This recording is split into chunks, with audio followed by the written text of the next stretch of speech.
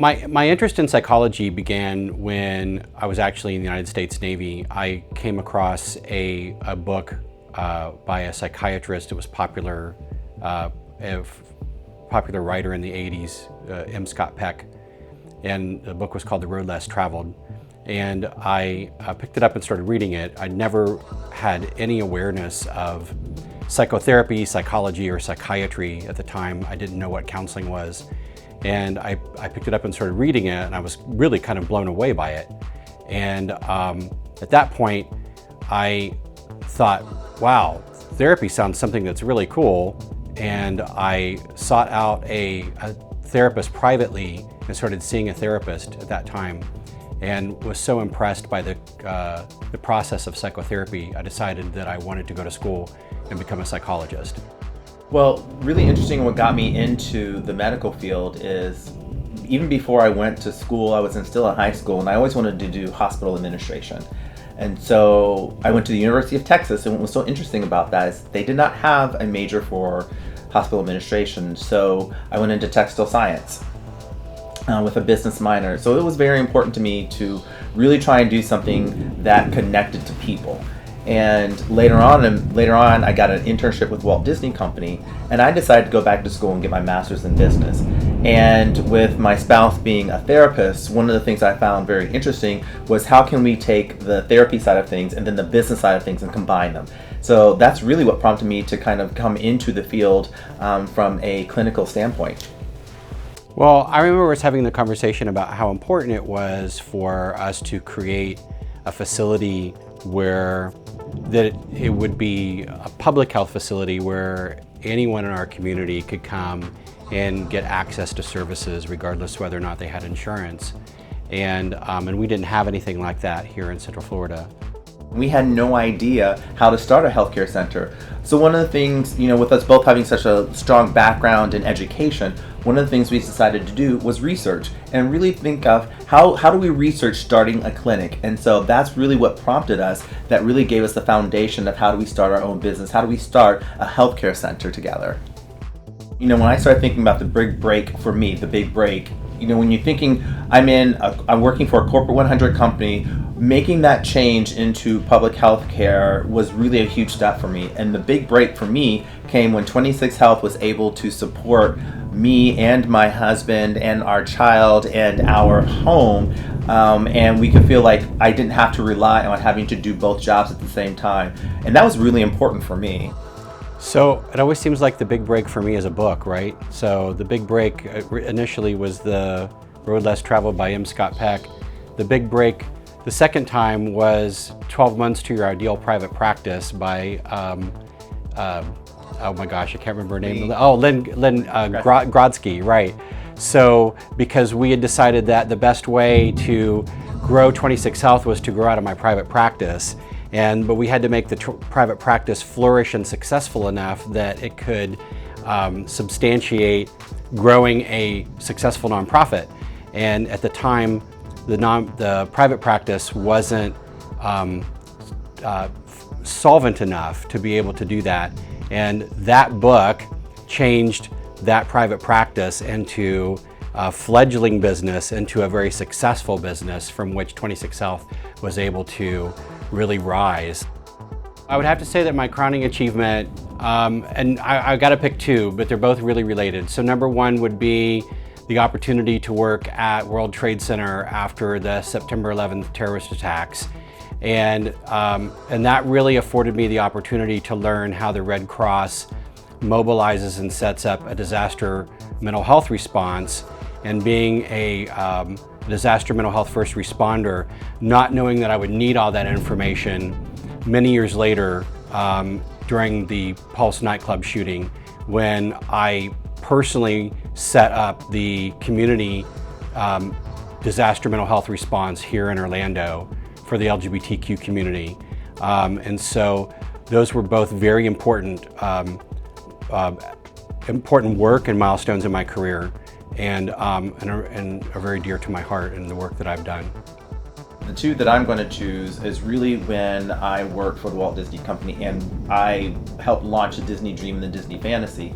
And coming out of that, it really taught me about working outside in a whole nother country, taking a team to another country, learning about the logistics of another country, and really being able to be flexible, be understanding, and really try and work with what we have when you're in a limited situation, which I then applied to, I think, one of the major milestones with 26 Health, which I think is still very important, is the fact that on August 3rd, we will celebrate our 7th birthday. And we have purchased our own building, 52,000 square foot building. And for a nonprofit organization that is less than 10 years old, to purchase a 52,000 square foot building is a huge achievement. And for me, what that marks is that we are now in control of being able to manage our own growth and not have someone else manage our growth for us. When I think about my personal achievements, it really more is related to the successes that I've had with my family, and things in the community, things that I'm proud of. It's hard. I'm very happy that I actually graduated from college, both my graduate and my undergrad degree, with no college debt, which is really different and difficult right now in this time frame. And I'm just really proud of just the things that I've set my mind to and have been able to accomplish, professionally and personally. I would say that my greatest personal achievement is being a parent that I feel relatively proud of myself in that vein. I held off on parenting for a very long time. Robert and I have been together 20 years before I agreed to step into the parent role. Not coming from a very great family of origin, I was very afraid of stepping into a parent role, and he finally convinced me to do so. And it's been really pretty awesome, and I'm really glad that we did it. Robert inspires me every day to become a better person. Robert has intelligences that I didn't know that people could have, that I think are so amazing. One of the things that, and as a psychologist, I study the nature of intelligences. One of the things that impressed me the most, and this may not seem like a big thing, but to me it's awe-inspiring. Robert has he's a super genius of the intelligence of time and space. He just knows. He can look at a room and know where things can go, and he doesn't even have to measure stuff. It's amazing to me. He can watch somebody do something, the way somebody moves or the way that a movement of something, and he can completely replicate it, and just by watching it one time. It's completely amazing to me. But there are so many other things that he can do that I've learned from him that he's just so amazing at. One of the people in my life who's inspired me has been my grandfather, who's no longer with us. But one of the things that he always taught me was that once you learn something, it's yours and no one can take it away from you. And because it's not hardcore tangible, that it's not an item, but knowledge is power. And once you have the knowledge of something, it is now yours, and it's up to you what you do with that knowledge. The other people that have been very inspirational to me have been my family of origin. They've taught me a lot about love and about loving selflessly and about loving your community and really being open and kind to your friends who are not necessarily blood relatives, and then about creating your own family. And lastly, I will say another person who inspires me every day is our daughter, because she inspires me to just think differently, be challenging, and when you have an 8-year-old who's extremely creative, one of the things that she forces me to do is look at things a little bit differently, because she's always being creative on how she comes up with something different. So I have to come up with something different too to be the parent that she needs. I consider Robert and our daughter to be my family, and Robert and I are partners in business and in life, and we have a great business partnership. We work with each other, we play off of each other very well. Our strengths complement each other, and we've learned how to be great business partners together. So it's really 26 Health thrives very well in our business relationship, and so it really is it drives everything that 26 Health is. So it's extremely important to who I am as a business leader. I would say for me, the biggest legacy that I mean, of course, obviously 26 Health, has to be here long after I'm gone. But, one of the things that I'm planning now is that, I'm only just a few years away from retirement age. And, even though I may not look it, but I am. And one of the things that I'm very concerned about and working on is that we've worked very hard to create a sense of heart that exists within this organization that I feel at this point is largely tied to the work that I've done to develop a certain culture that exists here. And so the work that I am really dedicated to doing and committed to creating over the next 5 to 6 years before I retire is to ensure that that sense of heart and the culture that exists is not tied to me, and that anyone that works at this organization can be an ambassador for that culture and that heart. So to ensure that it will exist long after I'm gone, decades after I'm gone. And for me, thinking about legacy, that's such a strong word, and it's almost an all-encompassing word. And when I think about what legacy that I would want to leave, is really just the fact that this organization started because it was out of love for one's community and service to the people that we serve. And I never want, David was talking about heart, but I never want the people who are working at this organization to ever forget that we're here to serve our community, and that we need to make sure that they're above everything else, that we must put our best foot forward for them. And then personally, I think about wanting to make a better world for our daughter. I think that that's really important, to thinking about what are we doing to make the world that she's going to live in a better place. So I hope between the people that work for the organization at 26 Health and then for our daughter, that we're leaving something a lot more positive than what we started with.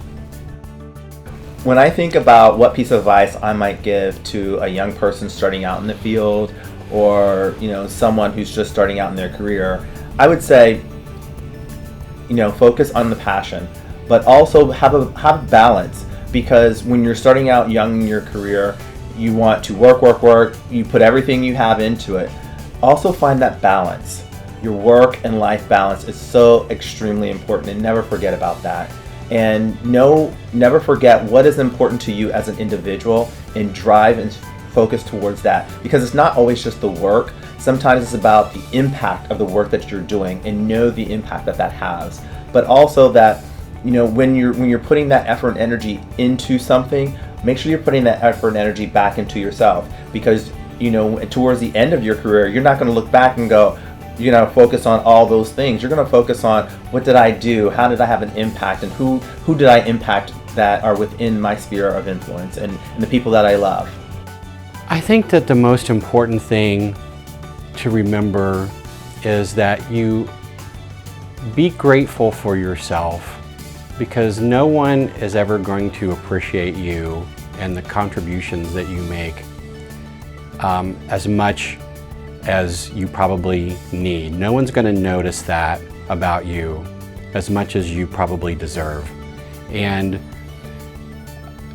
you're never going to get probably the recognition of the things that you do or the contributions that you make as much as you probably deserve. And so it's really important to take time every day to be grateful for yourself and who you are, because no one's going to do that for you. What you just said really kind of lends itself to a whole new meaning of stop and smell the roses. Yeah. Because you have to celebrate the small stuff. You have to celebrate the wins, the milestones. Because you can have a long-term goal, but whenever you make a small step towards that goal, you have to celebrate it. Right, and and you have to remember that you are the rose, and and every rose has a thorn, right? But you're not your mistakes. You're not your thorns, and you're still a rose. If I had to summarize my life's work in one word, I would say fascinating. I've got to do things that most people have never got to do. As I mentioned before, I worked at World Trade Center. I was able to organize a disaster response for the Pulse nightclub shooting. I've been able to work as an expert witness for some really fascinating legal cases. I started a business with the most important person in my life from zero and built a multi-million-dollar public healthcare organization that serves people, in need. I mean, who gets to say that? And we're not even done. This work has been fascinating. And then I was in the Navy. I mean, I've been through both of the major canals in the country. I've been to the bottom of the world. I mean, my work has been fascinating. I've got to do some really cool stuff. When I think about your word being fascinating, what word that I would use to describe my career would be engaging. And I say engaging because it's been really engaging to watch if I'm watching myself, and I kind of role play that back into my head. I got to launch cruise ships. I've got to go around the world. I marched the drum corps, Cavaliers, which I'm now on the board of directors for. But the great thing about that was when I marched that year, it was the first year that the Cavaliers ever won world champions. So to experience something from a world champion standpoint, got to create a healthcare center with my spouse. I got to become a father. So, all those things to me have been super engaging, and that means, I've been putting so much in myself into everything that I've done. It's just really kept me excited about what's the next step, what's the next journey. And so I hope you stay tuned for that. When I think about how I would like to be remembered, it's not only about the things that I've done, but the things that I've made sure that I focus on for myself. One of the things I feel is really important is that I set a high standard for myself, and I hold myself to that standard. I don't challenge my staff to just do something that I wouldn't do. I don't challenge my daughter to work hard because I didn't work hard. But not just setting those standards, but being able to help and support them. Support the people that I love, support the community. I want to be known as a person who gave of himself, and that I made sure that it was always something that I never stopped, because I enjoyed it, and because the community feeds me, my daughter feeds me. When you give selflessly of yourself, what comes back to you in tenfold is just so amazing. So that's how I think I would like to be remembered. How about you, David? How would you like to be remembered? So I don't, I feel like I do give of myself a lot, and I really don't. I think I can say with a pure heart that I don't want to be like a hero. I don't want glory. Honestly, if it was put on my tombstone, Dr. David didn't suck, I would be completely happy with that. All I really want is for people to say, you know what, Dr. David didn't suck. And that would be completely fine with me. I mean, I would be very happy.